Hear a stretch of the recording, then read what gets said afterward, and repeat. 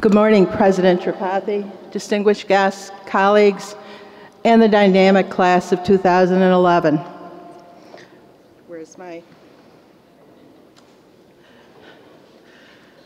I promised Dean Brown and Sally Sams that I would only talk for 10 to 12 minutes this morning instead of the 3 hours that I would like to about the history of nursing. So in trying to decide what I talked about, I decided I would talk about the unique things, data, items that intrigued me as I uncovered the history of the School of Nursing. So let's begin. Is there any way to make this bigger?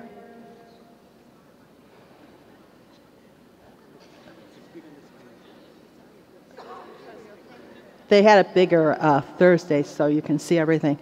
The history actually began in the early 1930s when the University of Buffalo and the Buffalo City Hospital and a huge cadre of nursing leaders in Buffalo began to discuss the need for a school of nursing. At the time, educational requirements for most professions across the country were beginning to be elevated significantly. Unfortunately, nursing has yet to continue this track. Since 1930 in New York State, the educational requirements to be an undertaker have been and continue to be higher than those for a registered nurse. I think that the mortuary science is an incredible field that demands a high level of knowledge and skill, but I think nursing does as well. So hopefully you all will continue our fight to advance the educational requirements. One of the things I found intriguing as I pursued the history were the ads in the student newspapers. Prior to the Spectrums being published in 1950, there were two student newspapers, the Bee and Argus. Throughout their histories, 5 to 6 pages would be allocated to cigarette ads. This one in 1931, encouraging women to keep kissable by smoking Old Golds. The other type of ad that I found very intriguing, and I still really don't understand it, was the amount of maiden form ads that were published in 1931. There were a couple of thousand men on campus, but only 200 females. Who were they advertising to?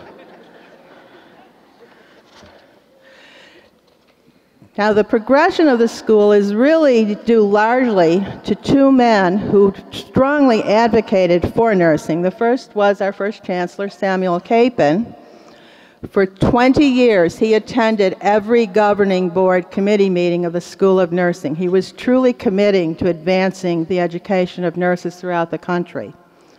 The other was Walter Goodale, who I think was really a Renaissance man. He was the superintendent of medicine of the Buffalo City Hospital, actually sang on Saturday mornings on radio under the pseudonym of Mr. Miller, and wrote the melody to our alma mater. They worked hard, and finally, on May 5th, 1936, the School of Nursing was founded, making us 75 years old as of a week ago.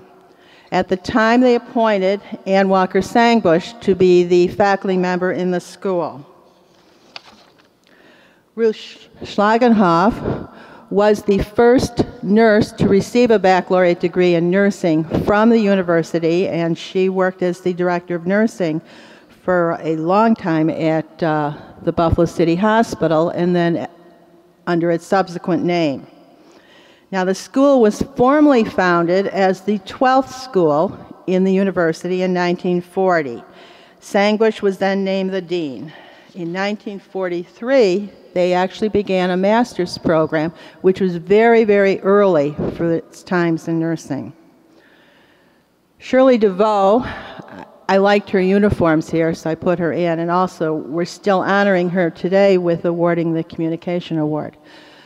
DeVoe was one of numerous nurses who served in the military, who were either a graduate or a faculty member of the school. We are trying to identify all of these people. We've started our list, but this work is going to continue.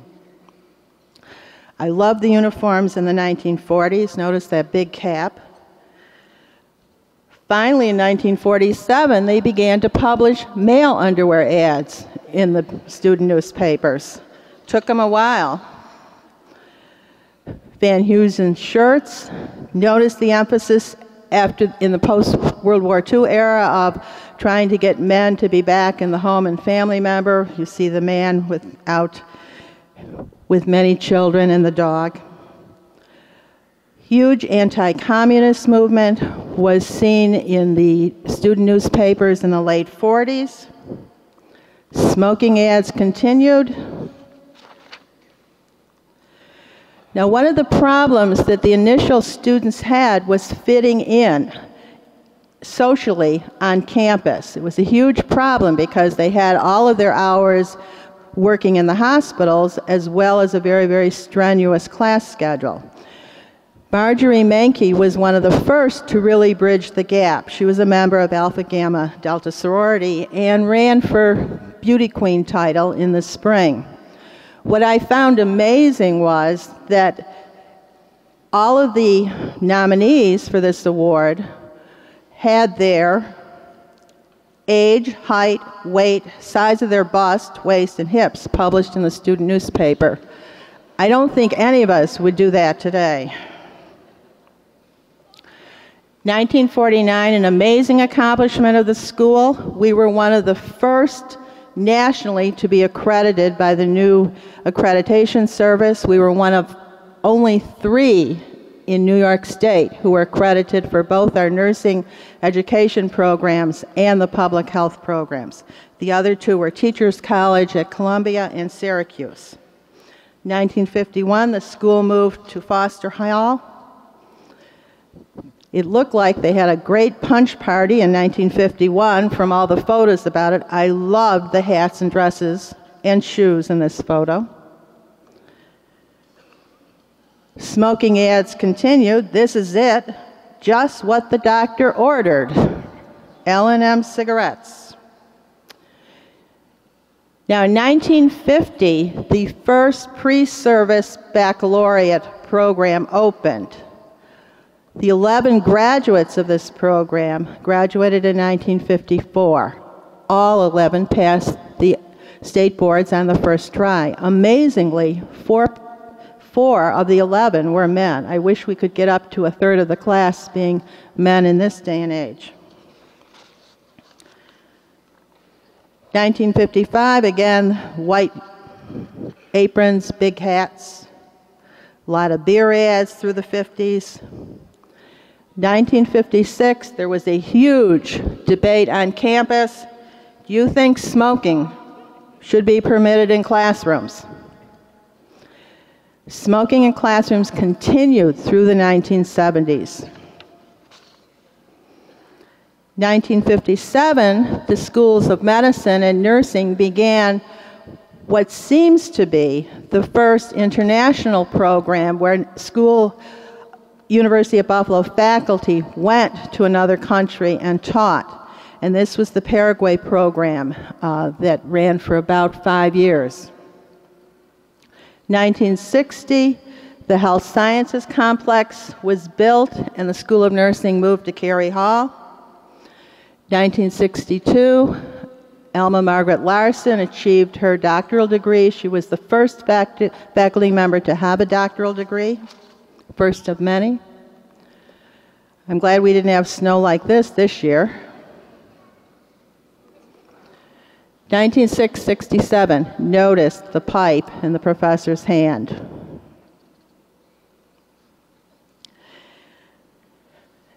Sangbush retired in 1965. Ruth T. McGrory became dean in 1966.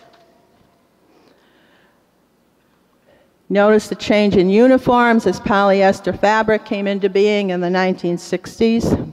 Far easier to wear, far easier to keep clean.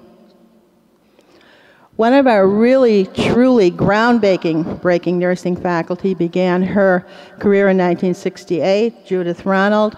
She was one of the original innovators in using computers and helped form the nursing informatics field. Globally, people talk about Judith Ronald as a forerunner in this field. I found this picture intriguing because of the oxygen mask, or not the oxygen mask, the oxygen tank. Notice the public health uniforms. Jeanette Spiro became dean in 1974 through 1978, and then went on to become dean at the University of Cincinnati. By 1972, we were no longer wearing uniforms around campus, but got into real live clothes, including slacks, which was shocking at the time. 1980, we moved to that wonderful building, Stockton Kimball Hall. Bonnie Bulla became dean. She was a forerunner in both history of nursing and history of sexual practices, so her career was extremely intriguing. School's original graduate nurse anesthetist program was an Army Nurse Corps program headed by Ira Gunn. It began in 1981. Gunn went on to become a fellow of the Nurse Academy and actually a living legend of that organization. Finally, after 4 decades of trying, we got a doctoral program. The Doctor of Nursing Science program was approved in 1987, and in 1990, Julie A. Bunting became the first graduate. 1987, one of our other faculty became the first African American president of the New York State Association. Juanita Hunter was also a fellow of the American Academy of Nursing and had an amazing demonstration project of caring for homeless people in Buffalo. Mecca Cranley became our dean in 1991. Starting around 1992, students became used to wearing scrubs, which is the current in vogue fashion. 1993, I had to put this slide in just to haunt you about 309. This amazing program began in 1993, the Flu Initiative, with the School of Nursing and the Visiting Nurse Association, coordinated by Betty Ann Riegel. 1997, the School of Nursing Patient Simulation Center opened. I love this photo of Michael Falacaro and Thomas Obst. 1999, we began to, now we've had students who were athletes for many years, but in 1999, Tiffany Bell became the first to really be recognized at a national level when she was the Buffalo's first player to be named to the Women's Basketball Collegiate Association's Kodak All-American Selection. I don't know if you know, this week Shantae White won the MAC championship in the hammer throw, one of our junior students, so our athletic tradition continues in the school. In 2000, we began a program in the British Virgin Isles. Faculty went there, students came here. The program was nicknamed Tufalo. 2004, the Ph.D. program began. 2007, we had our first graduates. Jean Brown became dean in 2008. With her hard work and strong negotiation skills, we moved to newly renovated, wonderfully modern buildings in Wendy and Beck. 2010, Doctor of Nursing practice approved. Now we face the future. Unfortunately, we're looking for a new dean. I'm not happy about that. I also wonder, how will today's graduates influence the advancement of nursing and promote the quality of health care around the world? What will be written about the accomplishments of these people?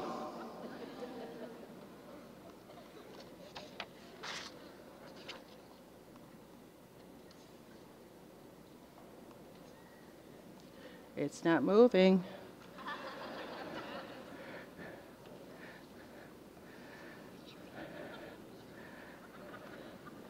Oh, gotta go back.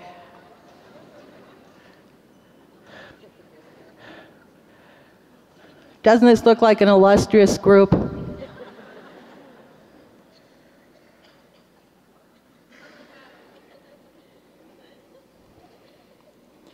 We look forward to hearing about you, what each of you achieves in your career. Be sure to keep in touch with us, so that we can record your accomplishments in the history for the 100th anniversary in 2036. Congratulations on all that you have and will achieve. Congratulations.